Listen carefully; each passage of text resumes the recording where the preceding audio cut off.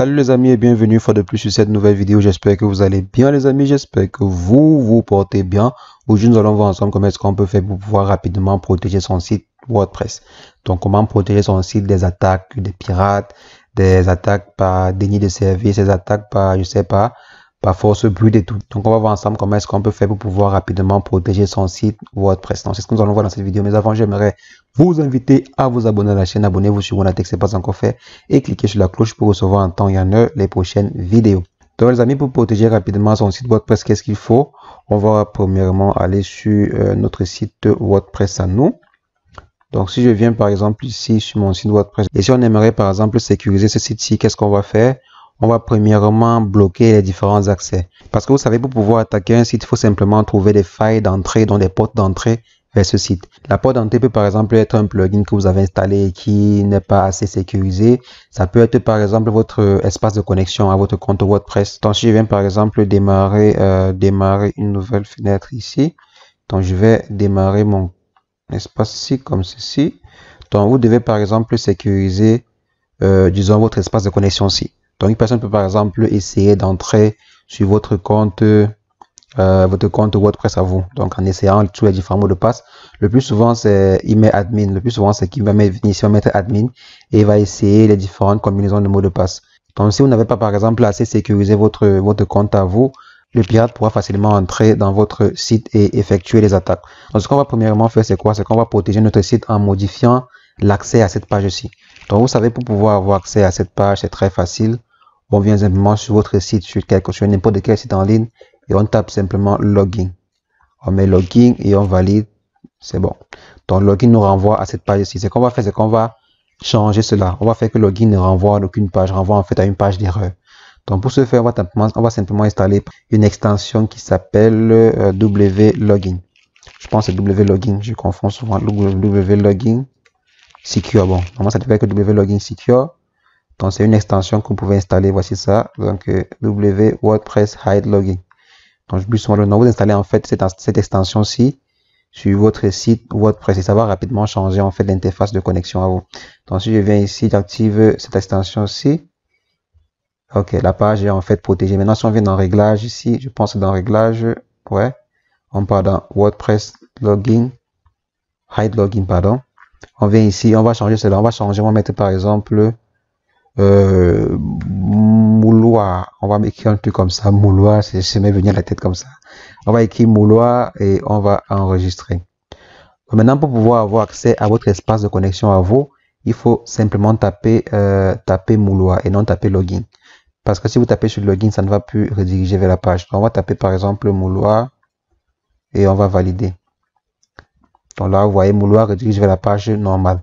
Maintenant, si on tape par exemple login comme c'était avant, login, on met un slash, on valide, on sera redirigé vers une page 404. Donc vous voyez, c'est vraiment intéressant. Ça, c'est déjà la première barrière de sécurité sur votre site. C'est vraiment une barrière très importante sur votre site pour réduire, disons de 40%, voire 50% les différentes attaques sur votre site. Maintenant, après avoir sécurisé cette porte d'entrée là, qu'est-ce qu'il nous faut? Il nous faut également sécuriser les différents portes d'entrée sur les, disons, sur les plugins, quoi. Il faudrait pouvoir avoir un logiciel, disons, un pare-feu sur son site. Et pour pouvoir avoir ce pare-feu là, qu'est-ce qu'on fait? On va simplement installer une extension sur notre site. Il y a par exemple l'extension All-in-One Secure, All-in-One ici, que vous pouvez trouver. Donc All-in-One Secure, je pense c'est, ok, voici une extension de sécurité, une extension de pare-feu en fait très populaire. Moi, je vous conseillerais d'installer l'extension que vous voulez. Choisissez l'extension que vous voulez. Vous pouvez par exemple prendre l'extension ici qui a plus de 800 000 extensions. Installation active. Vous pouvez par exemple chercher une autre extension, ça dépend de vous. Il y a également quelle extension que j'utilise souvent. Bon, j'ai pas vu ici, je vois pas ça ici. Ok, bon, on va prendre l'extension All-in-One WordPress Secure. On va installer, pardon. Donc All-in-One Secure que l'on a installé ici va vérifier en fait toutes les différentes failles de sécurité que nous avons et va nous proposer les différentes configurations, les différents ajustements à faire en fonction de chaque situation. Donc il va vraiment examiner tous les différents cas possibles. Donc si je viens dans Settings par exemple, je vais pouvoir par exemple configurer la sauvegarde de ma base de données qui est déjà très important Parce que si un pirate réussit par exemple à accéder à ma base de données, c'est très grave, c'est vraiment très grave. Donc il faudrait que je puisse pouvoir supprimer celle-là et remettre et faire un backup sur la base de données sur la version précédente. Donc c'est pourquoi le plugin ici va nous permettre de pouvoir sauvegarder notre base de données. Il va également nous permettre de pouvoir sauvegarder le fichier .htaccess qui est également très important. Il va également nous permettre de pouvoir sauvegarder le fichier WordPress config qui est aussi extrêmement important sur WordPress. Donc, et pour le faire, vous devez simplement cliquer dessus, vous cliquez simplement sur sauvegarder ici et vous allez suivre les instants et vous allez suivre les différentes propositions. Le but, c'est d'avoir le plus souvent 20 sur 20 ici. Il faudrait le plus souvent, disons, généralement avoir 20 sur 20.